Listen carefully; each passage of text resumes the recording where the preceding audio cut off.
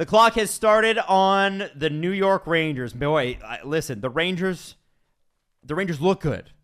The Rangers should be good. Any team with Artemi Panarin on the second line, I think that's depth. Any team with the reigning Norris Trophy winner in Adam Fox, that's amazing. But last year was a lot of drama. Starting with Tony DeAngelo. But then, spreading right into their front office, they have a new general manager this is his first season really as the team head from training camp. Like, it's crazy. Adam Fox did win the Norris. Yes, he did. I think in the Carolina video, I said that Slavin won. Well, he won it before, didn't he? I don't know. It was it 2 years ago? I think he was nominated. Oh. Well, Adam Fox, really good. Adam Fox won the Norris, yeah. So this is a team that paid an absolute fortune to get Barclay Goodrow. They got Ryan Reaves from Vegas for a third-round pick, and I think the hope is here that it gives them the edge they lacked in that late-season tilt against the Capitals and Tom Wilson, where Panarin was thrown to the ice. Tom Wilson messed up this entire franchise. It made... It cost him $250,000. It made Chris Drury make the team worse this offseason. Wow. Tell me about that. They went out and they subtracted skill players in Buchnevich and brought in Ryan Reaves instead. Like, you took away skill in hopes for toughness. And I don't think that's the direction the team should go. They have a lot of skill. That wasn't the lot of skill was their strength. And they instead of going in the direction of, hey, this is our strength, let's build on top of it, they took one incident where Tom Wilson bullied the damn team, and they made Chris Drury take away talent from the team, which is the opposite thing of what you should do. And joining Reaves in that club, a sneaky signing that they made was Jared Tenorti, who I don't know if he's going to play a ton of games for the Rangers, but I can guarantee they're all going to be against Washington. Well, here's the thing. Chris Kreider's he's no shrinking violet. No. Like, I'm looking at this team, if they were to make the playoffs, like... They're mean. It's a bad time. Yeah. Well, Kreider's a Jad Lafreniere, Artemi Panarin, Ryan Strome, Capo Caco, who you're hoping Capo Caco can really take a step You've forward. already said, like, two giant monkey wrenches. Like, Caco and Lafreniere have so much room to grow. But they have to do it. Right. And it really feels like when you look at the Rangers roster, all eyes are on those two. You guys have got to do this. We're relying on you to do this. Can they do it? Heedle's going to take a step. No, can they? Oh, can they? Yes, absolutely. But, boy, they really haven't shown it. Kako especially, because he's had a couple years, right? Mm-hmm. He's had a couple years.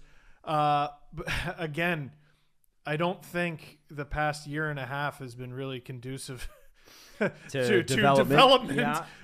It's been really tough. At least they haven't really had to slog it out in the minors, which has been particularly difficult to navigate for a lot of teams.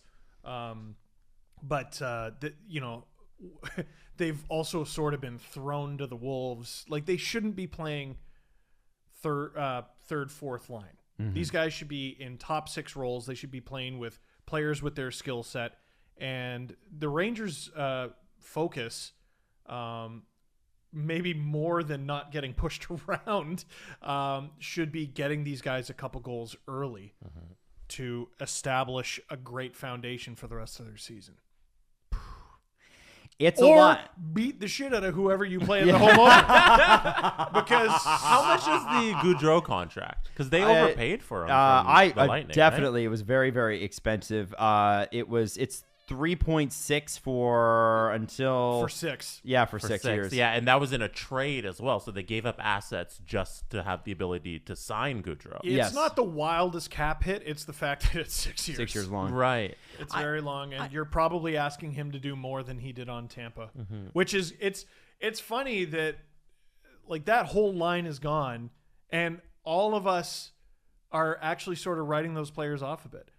Calgary paid too much for Blake Coleman, and Seattle, they're going to have Yanni Gordon as their first line center. He can't what are play they nuts? For a month. Yeah, well, he wore a regular jersey the other day, so so we'll have to see where that goes. Okay. And then there's Barclay Goodrow, like all guys who have been on a third line for basically 2 years now, and are going to have to play bigger roles. And $4.5 million in dead cap. Look at this. You ready? So I'm surprised that's it. Henrik Lundqvist at $1.5 million for one more year. Ouch. Kevin Shattenkirk for the next 2 years at $1.43. Still. Dan Girardi for the next 2 years at $1.11. Anthony DeAngelo $300,000 this year, $800,000 the next. Brad Richards is still on there. I guess he's still getting paid, but it's $0. Oh, he was the compliance buyout. Right, but he is still. They are still paying him as well. And they play in New York. Yeah, and where it's like, oh, they could just, they got the money. And The Leafs have a lot of Shesterkin- money. LOL, said the Rangers. And with contracts, Shesterkin, he makes 5.6, I believe.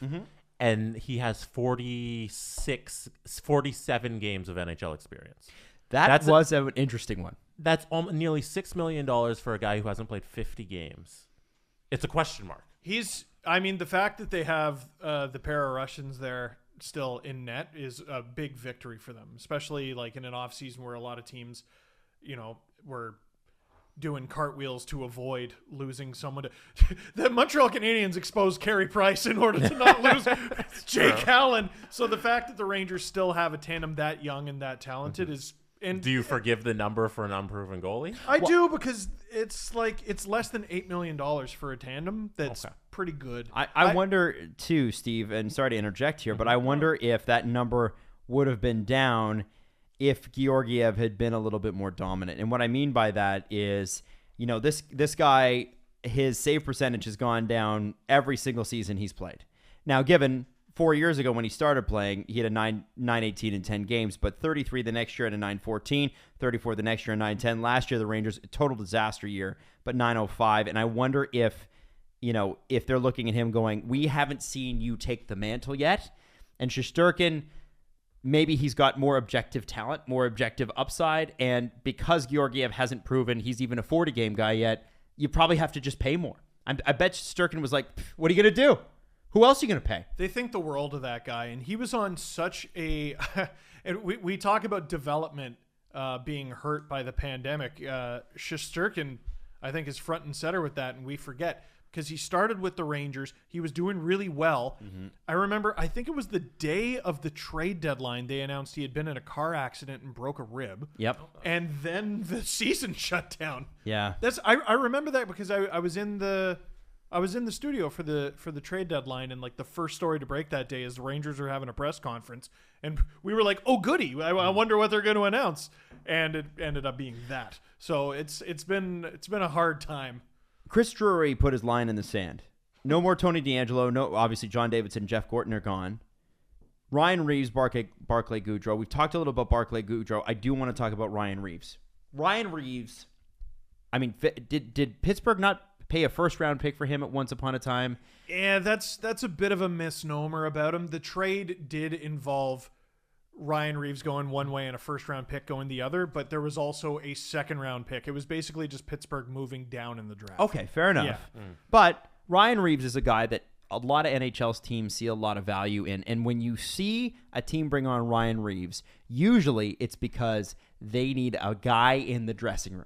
Not just listen. He brings a lot on the ice physically. Can punch some faces. All of the things that Ryan Reaves does that you see.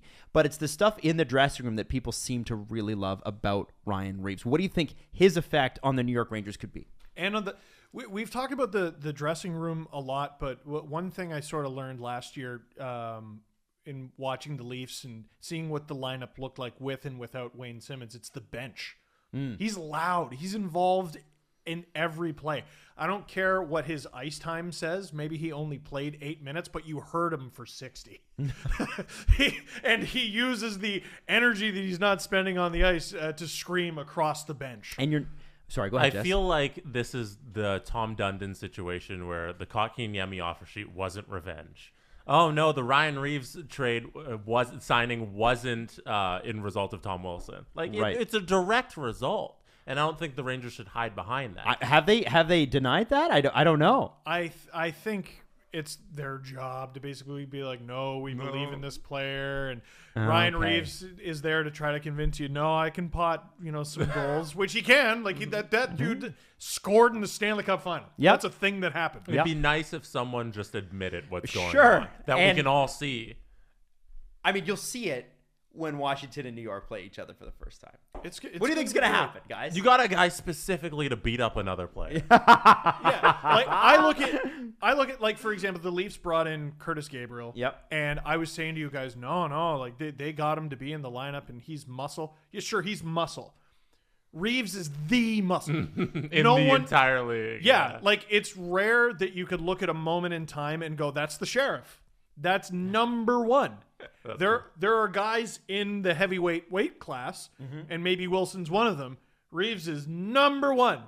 There's no one else. Okay, let me ask you this. We got to wrap this. Rangers, where do they finish in the division? I have them taking a step. Quite the step. What do you have them at? Which I think We're running out of time here. I We think a lot got to of be people real are gonna quick. Can we disagree. step lightly here? The New York Oh my Rangers. God, we're over. NEWYORK. We're 30 seconds over. RAN. Cut them off. Fourth. Wow. All right, Jesse Blake. I have them 5th. Oh, man. I was struggling between 5th and 4th. I will also put them in 4th place. New York Rangers, your time is up.